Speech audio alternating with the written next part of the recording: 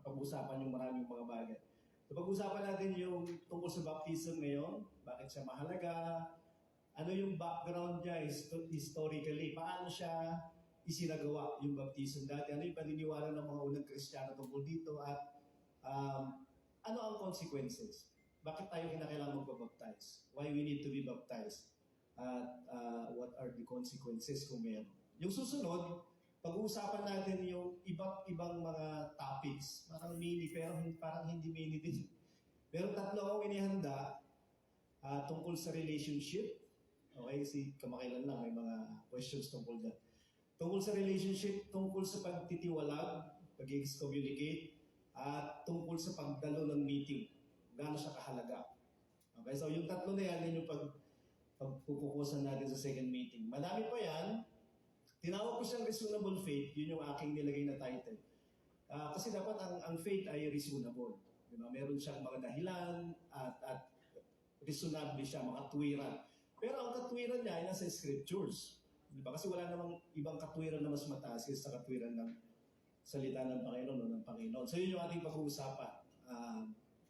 Tungkol sa discipline sa general Christian living mamayang hapon. Hindi yata niya nadidetect.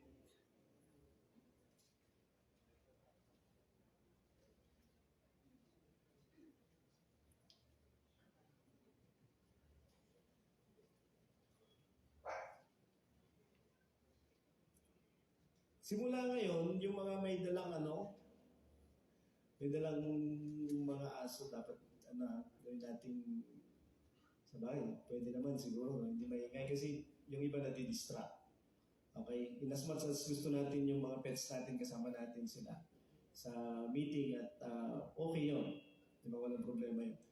Kasi nakapasok naman sa ark yung mga animals long time ago, di ba? So, parang walang yan, walang connect. Kaya lang yun yung distraction, yun yung i-minimize natin. Actually, kahit yung mga anak natin na medyo masayahin pag nandito sila sa church. Di ba yung takbo ng takbo sila, parang nagkape. Nagkape bago pumunta rito. Meron na silang doon, room sa baba. Okay, doon na sila i-detain muna. Hindi, aalagaan sila doon. Meron silang mga gagawin doon sa school at crafts at iba pa. So, para tayo, para yun, mapag-focus tayo, pati yung mga parents na may dala, so babalik natin ulit yung sistema natin dati ng pagyayaya.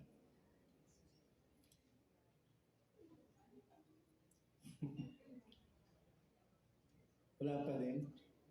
Dala nyo ba yung mga Bible nyo? Kasi kinakailangan natin mag-adjust eh. Okay, kung walang...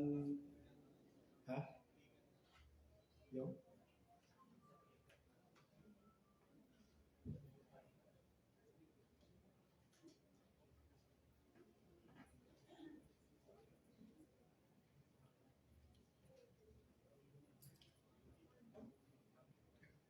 Siguro si Bjorn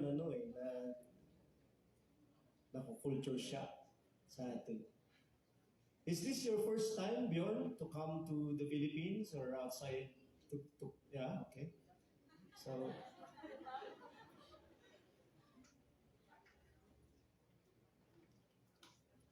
So you haven't been to the province yet? Are you going? Okay. Okay. Sige. Okay. Yun lang yung dala ko, Luz eh. Naubos. Okay, so lang po, ililipat lang dun yung natin, yung ito. Kasi parang may problema yung cable. Nung nakaraang linggo po ay nandun ako sa North Caloocan. Okay, so mayroong seminar na ginawa doon tungkol sa simple hermeneutics, paano maintindihan yung scriptures. Ang ibig sabihin ng interpretation, yung ibig sabihin ng hermeneutics. Tapos paano gumawa ng talk, paano mag-deliver ng talk. So public speaking, tapos preparation ng talk. Okay. Ang plano natin, at least alam natin, gawin. Para naman yung mangyari in the future, salita. Okay. Parang complicated yung mga meetings. Ano siya, nakasanayan na natin siya, di ba? Digital, tapos ang dami-dami na nating mga ginagamit na ng mga equipments para lang mag-hold ng meetings. Maganda yan kasi yun na yung nakasanayan natin. Hindi na tayo pwedeng bumalik sa nakaraan kung sakali. Kaya lang ganito siya ka-fragile yung mga kalagayan. Okay? So, ayan, nandiyan na si Okay na? Yan, excited na po rin ako. So dito ko siya itutuon, no? So welcome. Yan. Ayan, okay. Okay, mag-pray muna tayo. Mag-pray natin yung meeting natin. Nagpapasalamat kami ngayong araw na ito.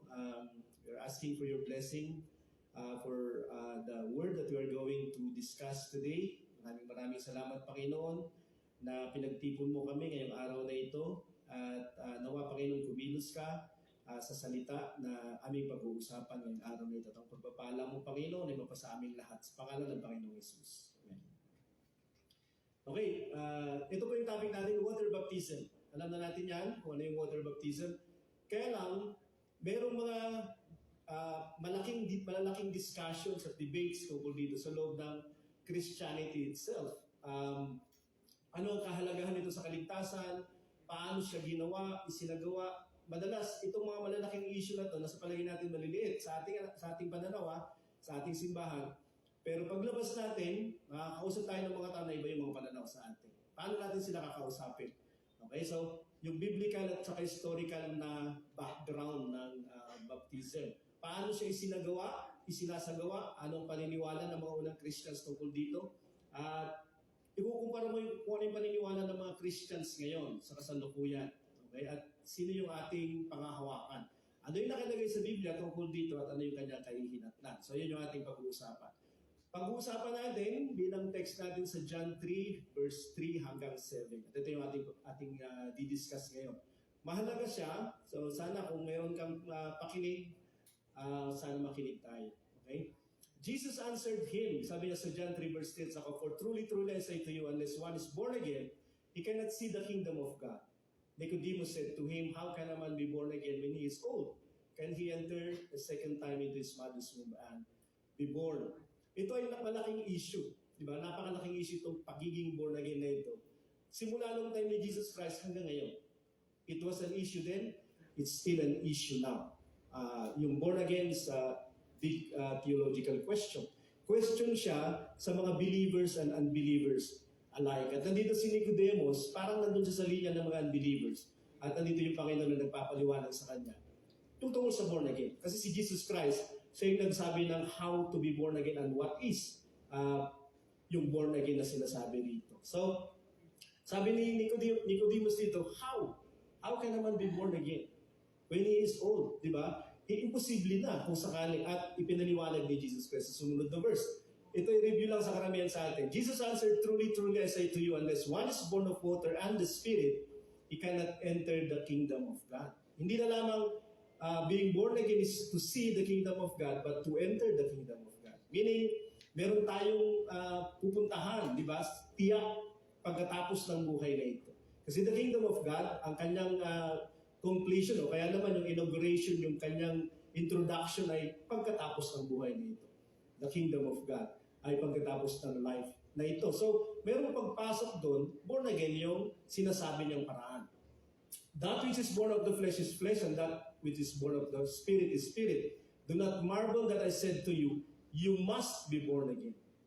Okay, it's a must. It's a commandment from the Lord. Hindi siya isang request, hindi siya isang pasabi lang. Di ba?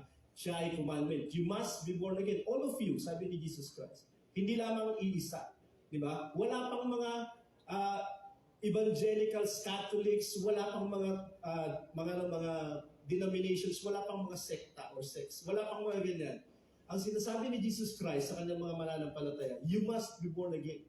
Okay, sabi niya mayroong dalawang kapanganakan, di ba? Dalawang birth yung isang tao na papasok sa kingdom of God. Born siya of his parentage, yung kanyang parents, meron siyang parents sa natural, meron siyang life sa natural, pero meron din siyang spiritual life. At yung ipinapanganak na muli ay yung kanyang spiritual na buhay. At ito ay must. kung mas na mabuhay tayo sa natural na buhay natin, the more na kinakailangan natin mabuhay sa ating spiritual na buhay. So, yun yung sinasabi ni Jesus Christ. At dito, mababanag natin, makikita natin kung paano si Jesus Christ, ang kaligtasan ay kanyang tila baga in-explain.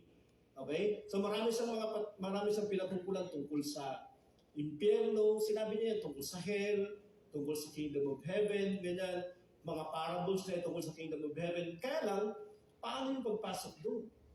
How to be, paano ka maging kabilang dito sa kanyang paghahayan, how to enter the kingdom. So sinabi niya dyan, be born of water and of the Spirit. Para sa ating discussion, tayo ay mag-focus sa born of water. Okay? So yung born of the Spirit, alam na natin yun, pinapaliwanag na natin para palagi. Yung born of water, alam na rin natin yun. Bakit natin pag-uusapan pa din?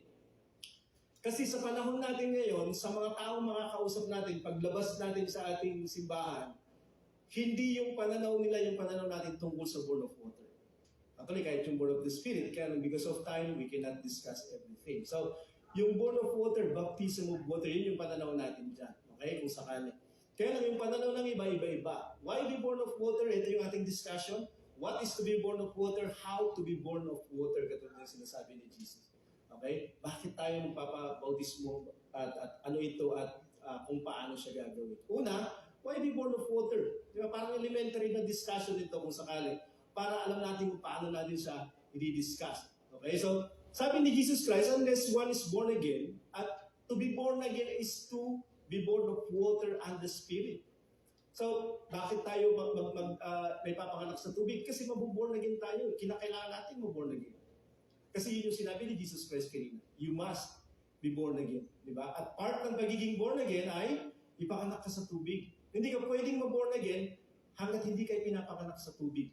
Okay? Kaya kinakailangan natin ng kapanganakan sa tubig. Mamaya makikita natin ito ay baptism in water. So, why be born of water? To be born of water is to be born again. Okay, yun yung nakita natin kanina. Very elementary po ito para lang maintindihan natin. Okay, at ang maborn again ka, na to be born of water ay to enter the kingdom of God. So, to enter the kingdom of God, ang maborn of water, kung gano'n. Kinakailangan mo makapasok sa kingdom of God. Kinakailangan mo ipanganak sa tubig. At ang pagpasok sa karya ng Diyos ay kaligtasan. Kasi kung hindi ka papasok sa karya ng Diyos isang araw, saan ka pupunta? Dalawa lang naman yung daan at dalawa lang yung pupuntahan mo. Sabi ni Jesus Christ. Okay? So meron siyang kaharian, merong impyerno. At hindi nagmi-means ng word si Jesus Christ nung siya ay nangangaral. Obviously, siya ay loving at siya ay gracious, pero siya ay truthful. Okay? Hindi niya pinaninilagan yung mga tao at hindi siya natatakot sa mga eksura nila, hindi siya natatakot sa mga maling paniniwala nila. Kasi dumating siya para palayain sila ng mga katotohanan niya. Hindi sila papasok sa karya ng Diyos hanggat hindi sila ipapanganak sa tubig. Yun yung sinasabi ni Jesus Christ dito. So, what is to be born of water then? Paano, ano ang ipanganak sa tubig naman? Yung ating pag-uusapan. May mga tao at Christian teachers, preachers, okay? Christian churches, iba-iba yung pananaw nila tungkol dito sa aspetong ito ng born-again process. To be born of water sa iba ay to be born of the Spirit daw. Okay? Yan yung pananaw ng maraming mga Christians sa kasalukuyan. Dahil sa pananaw nila ng baptismal regeneration. Kapag ikaw ay nabautismoan sa tubig, ikaw ay bautisado na sa Espiritu. Yun yung sinasabi nila. So, to be born of the Spirit is, to be born of the water is to be born of the Spirit. Yun yung sinasabi nila. Kaya lang, ang problema, dalawa itong kapanganakan na sinasabi niya na born again na ito. To be born of water and the Spirit. Ang water dito ay hindi Spirit. Katulad ng ang Spirit dito sa verse ito ay hindi water. Kasi merong and the word doon or at. Diba? Na nagsasabi na, nagpapahiwatig na magkaiba itong water at saka spirit na ito. Kaya lang yung pananaw ng ibang mga Christians, meron ako nakausap na gano'n, kapag ipanganak ka sa tubig, yun ay kapanganakan sa espiritu talaga. Okay, yun yung sinasabi nila. May mga ganong mga kaisipan yung mga tao. To be born of water sa iba is to be born in the flesh. Kasi kung natatandaan ninyo sa verse 6, that which is born of the flesh is flesh. Natural birth, di ba? Tapos yung pinanganak sa espiritu ay espiritu, meron ding spiritual birth. So ang pananaw nila, to be born of water is to be born of the flesh. flesh, yung lumabas yung baby sa kanyang sinapupunan ng kanyang nanay. Kasi daw, habang nandun siya sa sinapupunan ng nanay niya, meron siyang, nababalot siya nung placenta, sa loob ng placenta, merong amniotic fluid doon. At pag nabasag yun, dahil ipapanganak na siya, so makikita mo, lalabas din yung hindi lang dugo, kundi lalabas din yung tubig. Kaya ang tawag nila doon, di ba, na batad na yung panubigan, lalabas na yung baby. So, ang inisip nilang water ay yung kapanganakan sa natural. Yun yung sinasabi ng ilang mga born again at mga Christians. Yun yung pananaw nila dito. To be born of water ay to be born of the flesh or to be born naturally. Yun yung sinasabi nila. Katulad na ng sinasabi ng verse 6 na ito. Okay, so yung isa pa, ang paniniwala nila, to be born of water is to believe the gospel. Maniwala ka sa ebanghelyo na ipinangaral. Pag naniwala ka, yun, born again ka na. Madaming mga nagsasabing ganyan. Okay? Paano ka na born again? Tinanggap ko si Jesus kasi naniniwala ako sa Kanya. Kasi naniniwala ako dun sa mabuting balita. Yun yung paniniwala nila. At yung iba, kinuquote din na ito, Ephesians 5 verse 25 to 26. Sinasabi dito ni Paul, kung ano yung ginagawa ng Panginoon sa kanyang simbahan. Sabi niya dito, kanyang sinanctify yung simbahan, pinapaging banal niya yung simbahan, having cleansed her by the washing of water with the word. So, ang basis nila ay itong verse na to. Okay, na sabi daw dito, nilinis niya yung simbahan sa pamamagitan ng paghuhugas ng tubig na mayroong salita. So, paghuhugas ng tubig na mayroong salita. So, yung salita, yun yung tubig. Yun yung naghuhugas. Yung unang-una mong gagawin every time na magbabasa ka ng Biblia. Kaya ginugusto natin na pag-usapan yung hermeneutics. Okay? Kasi may basic rule yan. Bago mo hanapan ng symbols yung verse, tignan mo muna yung literal na sinasabi niya. Okay? So, mahalaga yun. So, ano sinasabi dito? Merong paglilinis ng paghuhugas ng tubig na merong salita. Okay? So, mamaya, intindihin natin yan ha. So, ang pananaw nila, dahil merong salita na ipinangaral, ikaw ay nalilinisan kung pinaniniwalaan mo yung salita. Kaya ang tubig ay, pagkanak sa tubig ay maniwala ka sa ebanghelyo. Dito, hindi mo mababasa na mayroong pananampalataya yung sinasabi. Kailangan mo maniniwalaan yung salita. Kaya mamaya, pag-uusapan ulit natin yan sa ating discussion. Okay? Panghuli, ay hindi pa panghuli ito. Pang-apat, ang pananaw naman ng iba, to be born of water is to trust the blood of Jesus. Okay? Sampalataya lang mo daw yung dugo ni Jesus, meaning yung kanyang kamatayan, kanyang pagkabuhay muli. Okay? Sa John 19 kasi, verse 34, nung nakapako si Jesus Christ sa krus, mayroong sumibat dito sa kanyang tagiliran. Okay? At sabi niya, the soldiers pierced his side with the spear, and at once there came out blood and water. So may lumabas ng tubig at dugo, obviously, di ba? Palagi namang merong tubig yung dugo natin. Kaya liquid yan, fluid yan. Di ba? Meron talagang water yan. So minsan pag namuo na yung dugo, naghihiwalay yan. Subukan mong eksperimentohin yan kapag makatay ka ng manok, makikita mo. So, yan yung pananaw nila. Kaya makikita mo dito, meron na namang pagkakaiba yung water at saka blood. Kasi may word na and dyan. Actually, yun din yung paglilinig ni John sa isa pang sinulat niya sa 1 John 5 verse 7 to 8. There are three that testify, the Spirit, the water, and the blood. These three agree. Okay? Kasi dumating yung Spirit, sinabi ng Spirit, nung dumating yung Holy Spirit kay Jesus, nung nabaptize siya, this is my beloved Son. So, nagtitestify. Diba? At yung Spirit ninyo magtitestify para sa Kanya. Nung siya ay nabautisman sa tubig, ganoon ulit, this is my beloved Son. Diba? Sabi niya. At nung namatay siya, ganoon din. Okay, siya yung bugtong na anak na ipapadala upang mamatay para sa sakripisyo. Pero yung point is, ang sinasabi nila, ang born of water ay born of trust the blood pala. At ang ibig sabihin nun ay itong mga verses na yun. Hindi siya. Kasi meron pagkakaiba yung water at saka blood dito. Okay? Kasi yung word na and kung sakali. Yung panghuli, okay? To be born of water is to be baptized in water. Okay? So, meron ba mga naniniwala ganyan? Oo, tayo at iba pang mga naniniwala tungkol dito. Kasi meron din iba na naniniwala tungkol dito. Okay? Kaya lang hindi masyadong madami. Okay? So, mayroong naniniwala, katulad natin, na to be born of water, doon sa John 3 verse 5, ay to be baptized in water.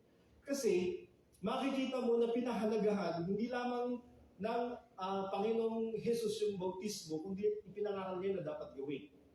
Okay, actually, part yan ng Great Commission, baptize all nations. Hindi lamang teach all nations, disciple all nations, kundi baptize all nations. At pagkatapos silang mag-usap ni Nicodemo, ito yung nangyari. Okay? Sa verse 22-23. After this, after ng kanilang discussion ni Nicodemo, Jesus and His disciples went into the Judean countryside and He remained there with them and was baptizing. So lumabas sila, okay, tapos pumunta sila doon sa labas ng ng Judea at sila ay nagbautismo doon. Kagad, ginawa nila yun. Nagbautismo sila. Isa pa, si John the Baptist was baptizing because water was plentiful there. Okay, nandun siya sa Elon, sa Salem, pero part yan ng Jordan River. Kasi nilulubog niya yung mga tao. So, hindi, muli, katulad ng sinasabi ko, malaking issue yung baptism kasi may mga tao na naniniwala, yung church na pinagalingan natin, Catholic Church, you only have to sprinkle the baby and that's baptism to them. Kaya ang problema, bakit pa kinakailangan ng plenty of water para mabautismuhan? So, dito sa dalawang verses na to, makikita mo na si Jesus Christ at yung mga alagad niya, si John the Baptist, nagbabaptize sila. Bakit sila nagbabaptize? May kinalaman ba yun sa discussion niya about being born of water and the Spirit?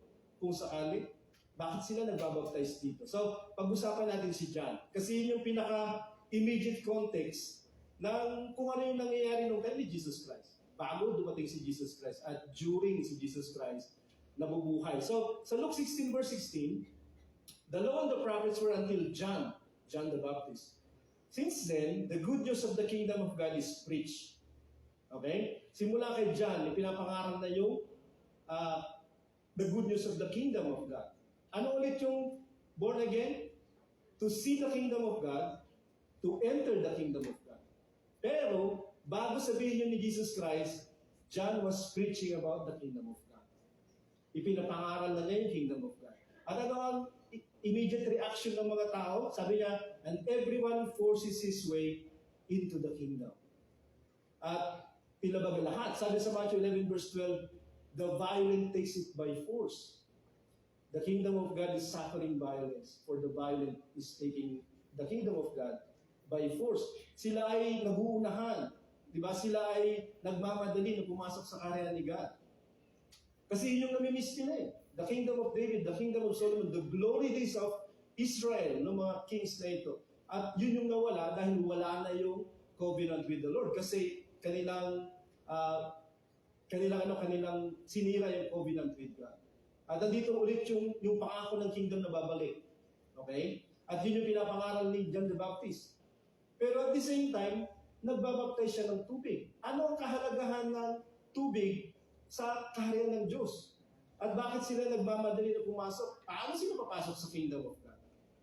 Okay? Sa Mark 1 verse 4, ito yung isa pang kwento tungkol kay John the Baptist. John appeared, baptizing in the wilderness and proclaiming a baptism of repentance for the forgiveness of sins. So si John the Baptist, nung siya ay nangangaral ng kingdom of God, pwede na kayo pumasok sa kingdom of God, pero paano tayo papasok doon? At nagmamadali sila. Siyempre, gusto nila pumasok. Sinong ayaw? Diba? Kapag sinabi, sino gusto pumunta sa kaya ng Diyos? Sino pumunta sa langit at makaiwas sa impyerno? Lahat tayo pipila doon. Kaya mayroong requirements. Diba? Hindi ka lang basta-basta tatanggapin doon. The requirement is you have to repent and to be forgiven of your sins. Okay? At yun precisely yung ginagawa ni John the Baptist. Okay? Sinasabihan niya yung mga tao na ang problema kung bakit kayo rejected at refused sa kingdom is because you are living in sin. Hindi niyo iniisip at hindi niyo pinagpapalagay na God is offended at ito ay nagbo-block sa inyo sa pagpasok sa kingdom of God. Di ba? Ito yung kanyang preaching. Merong kingdom of God, yes. Gusto ni God na buksan yung kingdom para sa inyo. Pero kayo ba ay katanggap-tanggap? Di ba? At sabi niya dito, kaya siya nagbabaptize Kasi part dun sa kanyang pinoproklama, pinipreach, ay hindi lamang yung good news of the coming kingdom, kundi yung paraan kung paano papasok doon. At yung kanyang ipinoproclaim ay baptism, water yon. Inilulubog niya yung mga tao dahil maraming tubig sa ilog, sabi niya kanina. Pero bago na gawin yun, they have to repent of their sins para sila ay patawarin ng Panginoon. So dito pa lang, wala pa si Jesus Christ, ang baptism ng water ay mahalaga sa kaligtasan. How can you be saved without being forgiven? And how can you be forgiven if you are not repenting of your sins? Kaya nga, if Christians or kahit sinong Bible teacher, kapag sinabi sa atin na okay lang yung baptism kung gawin mo o hindi, kay John the Baptist, hindi. At kung alam mo lang kung ano yung prophecy sa kanya, piniprepare niya yung straight na daan ng Panginoon. Kinakailangan nandun ka sa straight na daan, huwag sa crooked. Kinakailangan nandun ka sa daan ng Panginoon, huwag sa maluwang na marami yung pumipili doon. Yun yung sinabi ni Jesus Christ. At ito yung paraan ng pag-straight ng crooked path ng mga tao. Sila ay dapat nagre-repent, dapat alam mo na ito ay nakaka-offend sa Diyos. Hindi lang nakasakit ka sa mga tao, kasi nakasakit ka talaga sa mga tao. Diba?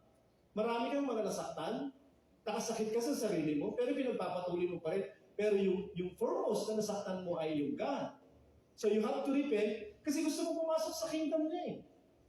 Di ba? Offensive ka, tapos papasok ka doon. Di anong ginawa mo? Buong buhay mo doon, ino-offend mo yung God.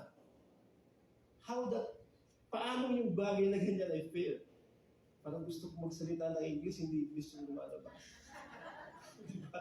So, kaya lang, yung isa pa, sinabi ni John the Baptist, ako ay nagbabaptize sa water. Di ba? Yung agent ng baptism ay tubig at yung gumagawa niyan ay tao. Di ba? Pero sabi ni John the Baptist, meron pang isang baptism.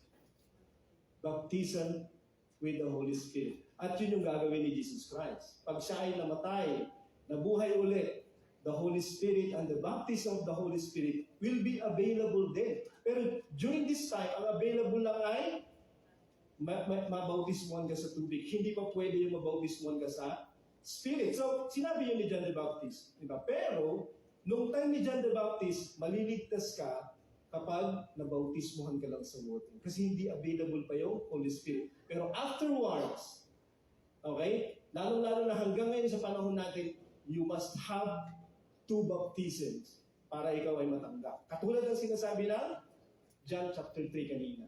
Okay? Kasi kung sakali, walang pagpapaliwanag si Jesus Christ after ng John 3. Pero makikita mo na lamang kung paano nila ginagawa sa kanilang pangangaral ang sinasabi niya ng Word of Water and the Spirit. So Mark 1:14 verse 15. Now, after John was arrested, so inaresto siya, eventually mamamatay siya doon kasi pupugutin yung ulo niya, Jesus came into Galilee. Diba? Si Jesus na yung bumalik para mangaral. Proclaiming the gospel of God, the gospel of the kingdom of God. And saying, sabi niya, the time is fulfilled, the kingdom of God is near, repent, believe the gospel. Okay? So, yan yung sinabi ni Jesus Christ. Pagkatapos ni John the Baptist, ang ibig bang sabihin dahil hindi nabanggit yung tungkol sa baptism ay wala ng baptism. Ang kinakailangan mo lang gawin ay repent and believe. Para yung kingdom of God na near, makapasok ka? Hindi. Kasi sa dulo ng Mark, chapter 16, verse 16, sabi pa rin ni Jesus Christ sa kanila, go into all the world and proclaim the gospel to the whole creation, to all people. Proclaim the gospel to all people. Huwag kang mamimili. Don't choose. Diba? Whoever believes and is baptized will be saved. Kasi sinasabi nila, hindi naman binagay ni Jesus Christ ito na kanina na kinakailangan kong bautismuhan. Maniwala ka lang, magsisi ka lang. Pero sinabi niya dito, you have to believe the gospel and be baptized in water to be saved. Okay? So, yung pagpasok sa kingdom, kaligtasan yun. Paano yun? Kinakailangan mong manampalataya, kinakailangan mong magsisi, kinakailangan mong mabautismuhan. And lo and behold, sinabi ni Jesus Christ, pati yung baptism ng Holy Spirit ay kinakailangan afterwards. So, malinaw, di ba? Na kinakailangan natin mabautismuhan para maligtas. Malinaw, sinabi ni John the Baptist, di ba, tayo mapapatawad kapag tayo ay nagpapabautismo na mayroong pagsisisi sa mga puso natin. Malinaw yun. Hindi katulad nung pananaw ng iba na ang bautismo ay hindi kailangan. Merong mga tao, matagal na silang member ng simbahan. Paano ko alam yun? I've been a member of churches. Kasi hindi lamang isang church yung inatinan ko dati. Maraming mga churches, hindi mo maririnig na papahalagahan nila yung bautismo sa tubig. Sad to say, you have to convince believers now to be baptized. Sad to say, you have to convince so-called Christians now to be immersed in water. Not so before. Di ba? Kasi sinasabi ng John, di ba? Sinasabi ng Panginoong Jesucristo, you have to believe, you have to repent, you have to be baptized to be saved and enter the kingdom of God. If not, you are refused. Sino ang mali? Who is in the wrong? Yung Bible ba? O yung mga naniniwala at nagpipreach ng Biblia? Saan man sila nandoon? Di ba? Kinakailangan nating timbangin. Kasi nakakasumbong tayo ng mga ganitong mga tao sa panahon. So, what is to be born of water? Di ba? Katulad ng dinidiscuss natin, to be born of water ay to be baptized in water. Pinapahalagahan nila yun. Kay John the Baptist, the baptizer, yung si Jesus Christ, di ba? Pero, meron bang ibang paniniwala? Yung ibang mga Christians ng unang panahon? How about yung mga ibang leaders ng simbahan, for example, after ng mga apostles? So, to be born of water, ano ang pagkaintindi ng mga church fathers? Okay, yung 1st, 2nd, 3rd centuries ng mga leaders ng simbahan. Okay? So, paano nila inintindi yung to be born of water dun sa John 3 verse 5? This is very interesting. Di ba? Kasi kung paniniwalaan ko yung mga teachers ngayon at preachers ngayon, mas paniniwalaan ko yung mga tinuruan ng mga apostol. Kasi sila yung immediate na pumalit sa mga apostol. Naging pinuno sila ng simbahan at naging mga tagapangaral sila at taga-depende, di ba, dinidefend nila yung paniniwala ng Christianity noong unang panahon. Kaya tingnan natin si Justin Martyr. Okay? Siguro yung parents ni Brother Justin, kilala ito. Justin siya. Sabi ni Justin Martyr sa kanyang first apology, ibig sabihin, defense ng Christian faith. Sabi niya, as many as are persuaded and believe that we teach and say is true, what we teach and say is true, are brought by us where there is water. Tapos binabaptize nila, at doon nangyayari yung tinatawag niyang regeneration. Ang regeneration is another term for born again. Ipapanganak kang muli. Okay? Regeneration. Tapos sabi niya dyan, based sa sinabi ni Jesus Christ, except you be born again, you shall not enter into the kingdom of heaven.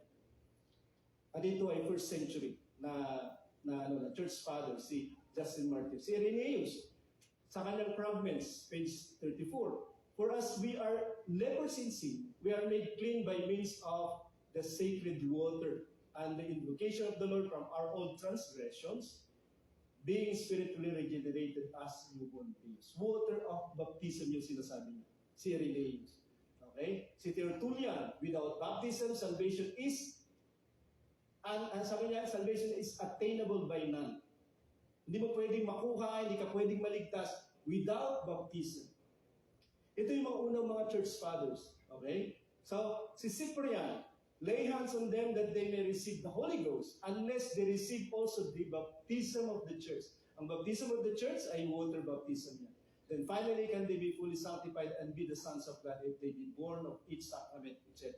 Yung each sacrament, be born of water, at yun yung baptism ng simbahan, at yung ikaw ay makatanggap ng Holy Ghost. Dalawang sacrament yun. At yun yung sinasabi na, except a man be born again of water and of the Spirit, he cannot enter into the kingdom of God.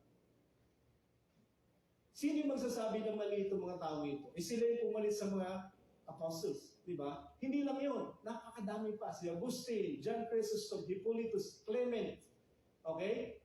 At iba pa na mga pumalit sa pumalit sa mga apostol ng unang panahon tinatawag na fathers.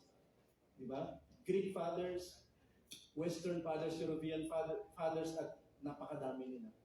Actually, dalawa lang daw yata na fathers, okay, yung naniniwala na hindi water baptism yung be born of water sa John 3 verse 5. Pero pinasikat siya ng mga Protestants.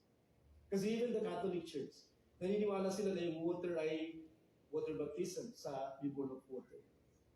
Okay, that is not to say na okay lang yung ibang mga paniniwala nila. Diba? Kasi naniniwala sila sa baptismal regeneration. Ibig sabihin, pag nabinyagan kayo ng water, hindi naman yun yung baptismo na sinasabi ng Bible. Binyag yun sa kanila.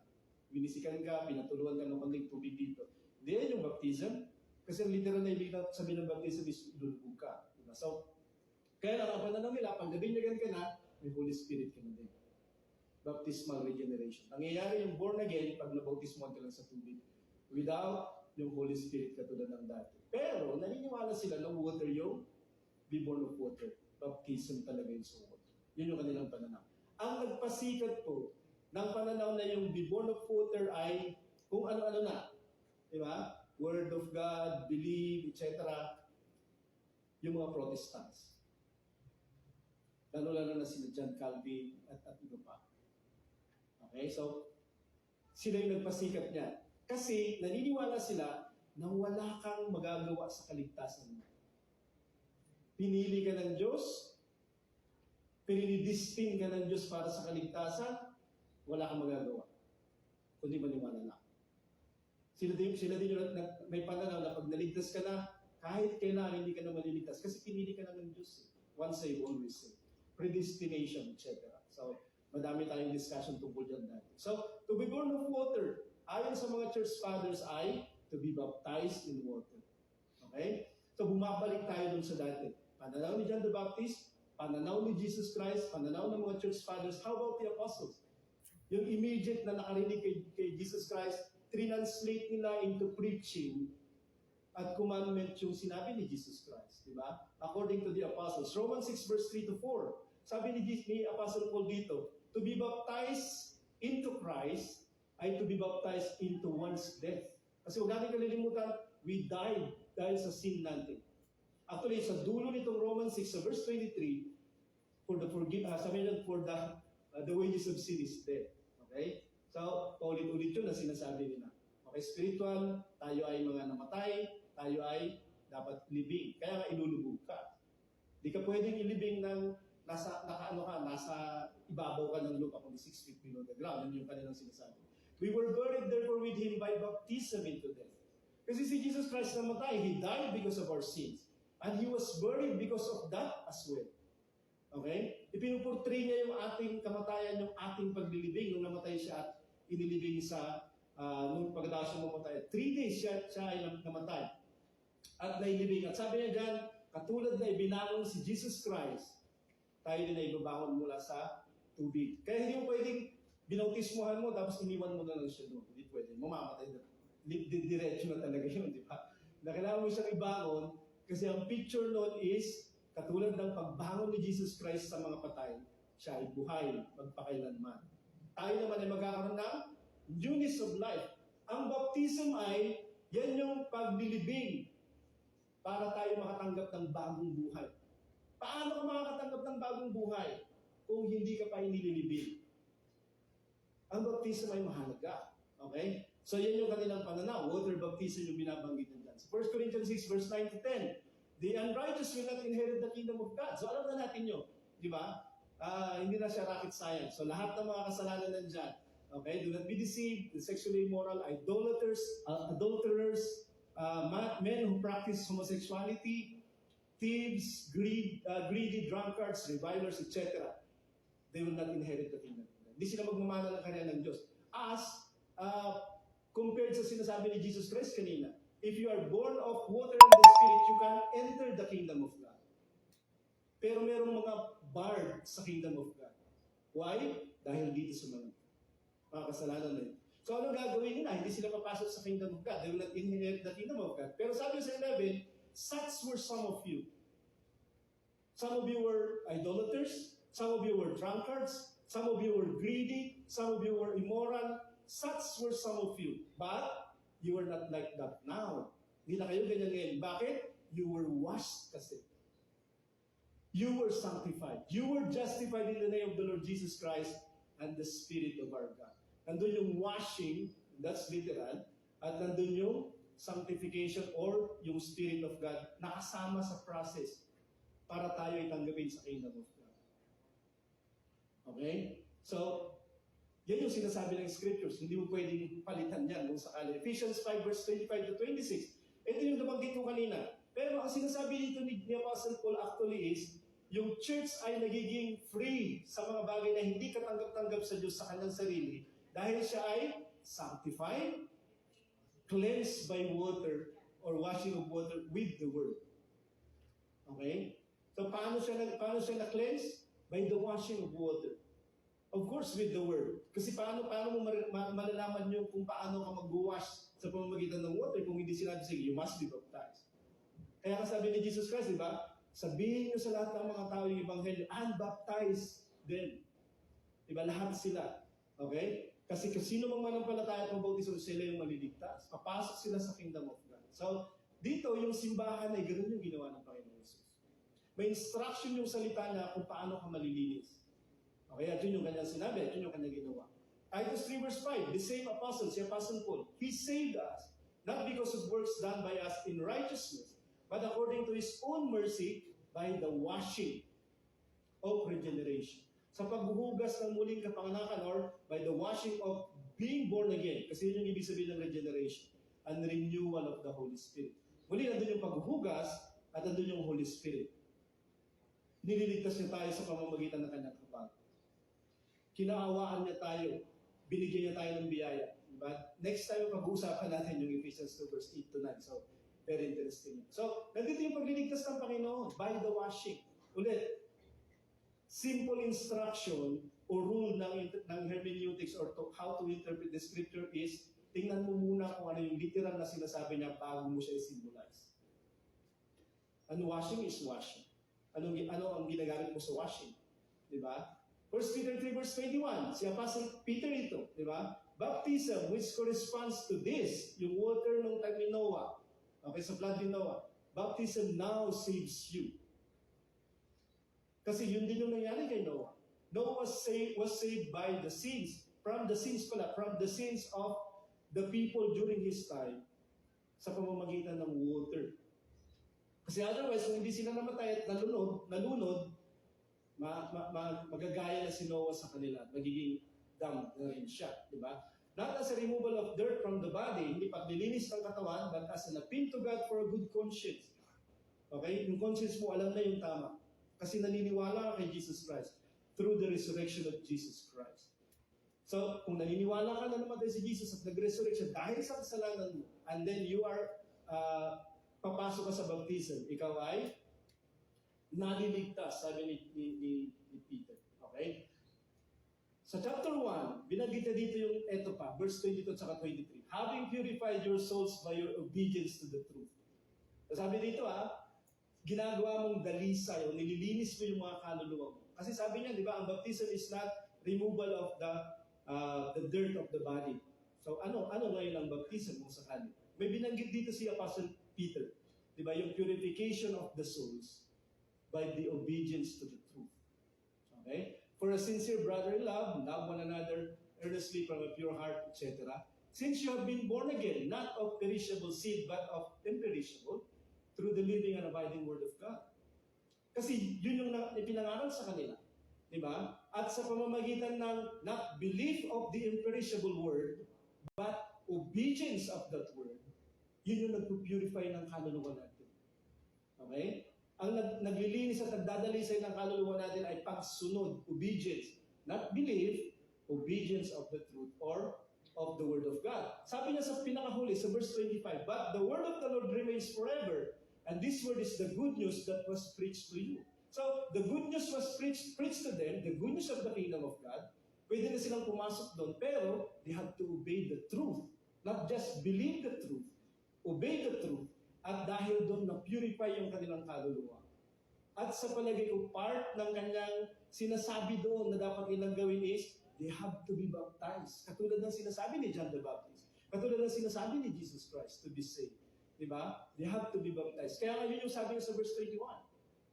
Baptism now saves you. Diba? If you are obedient.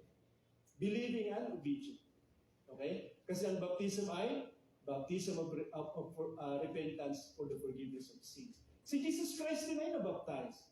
Hindi ko alam kung bakit issue sa mga tao yun. Sabi dito, when Jesus was baptized, Immediately he went up from the water. Umahon siya mula sa tubig. Hindi siya winisikay. Hindi siya pinatuluan lang ng konti dyan. And behold, the heavens were open. The Spirit of God descending like a dove coming to rest on him. And ito yung dalawa ulit na nangyari sa akin. Water, Spirit. At tinawag ito ni Jesus Christ na way of righteousness. Diba? Sabi niya, ito yung dapat natin gawin. Buong katwiran. Sabi niya sa verse 14, verse 15. So, yung born of water and the Spirit ay mahalaga. Kaya lang sa discussion natin, gusto natin patungkulan yung born of water kasi yun yung dahilan kung bakit hindi nagpapabaptize yung maraming tinatawag na Christians at believers nila. Dahil sa pangangaral na tinanggap nila, hindi sa mga nakalagay sa Bible, hindi kay John the Baptist, hindi kay Jesus Christ, hindi dun sa mga apostles, hindi sa mga church fathers, kundi sino-sino yung saan pinanggalingan ng pananaw na ang be born of water ay hindi baptism ng water. Okay? Kung yung immediate na mga naturuan ng mga apostles, yun yung kanilang pananaw at yun yung kanilang ipinagawa. Okay? Baka tama yung theory na galing dun sa mga ang paniniwala ay maniwala ka lang. You cannot do anything sa iyong salvation. So kahit mag-repent, hindi mo na gagawin. Yun din yung mga tao na nagpapabayaan sila sa ibang mga gawain kasi okay lang. Pagka magtatanong nyo, bakit ginagawa mo pa yan? Kung wala naman palang halaga yan, kung sakali, maniwala ka ng pala. Di ba? Pero hindi ganun yung paniniwala ng unang panahon. Kasi pag naniwala ka ng unang panahon, ikaw ay gagawa. So, why be born of water? To be born of water is to be saved. At to be born of water is to be baptized in water. And then meron pang isang baptism to be baptized by the Holy Spirit. Si Paul mismo, di ba? Binautismoan sa tubig. At ito yung kanyang bautismo, Acts 22 verse 16. And now why do you wait? Rise and be baptized and wash away your sins, calling on His name. Sabi niya Ananias sa kanya, don't wait anymore. Don't wait any longer. Wash your sins. Paano siya magwawash ng sins? Be baptized in water. At si Apostle Paul, gladly, siya ay nagpabaptize in water. At yun din yung kanyang ipinapagawa. Sa madaming pagkakataon sa scriptures, si Apostle Peter, nung tinanong siya, anong gagawin namin, what shall we do? Pagkatapos silang marinig yung Ebanghelyo, alam na natin lahat. Okay? For the sake ng hindi pa nakakaanak. Isa lang naman yata yung hindi nakakaanak. Peter said to them, repent, be baptized every one of you in the name of Jesus Christ for the forgiveness of your sins, and you will receive the gift of the Holy Spirit. I mean, it's not unclear, di ba? Malinaw yung nakalagay sa scriptures. Not unless iba yung narinig ng mga tao. Not unless iba yung itinuturo ng mga preachers at teachers at mga tagapagturo at ministers ng salita ng Panginoon. Hindi ko tinataas yung sarili ko at hindi ko tinataas tayo. Kaya lang, sa totoo lang, hindi masyadong marami yung breed ng naniniwala ng katulad ng pinag-uusapan natin. Yun yung dahilan kung di paglabas mo dyan at nakipag-usap ka, ako ay born again din. I am also a Christian. At paano ka naging Christian? At paano yung ginawa mo? Naniwala ako. I only believed and I accepted Christ in my heart, etc. That's part of it, but that's not the complete picture.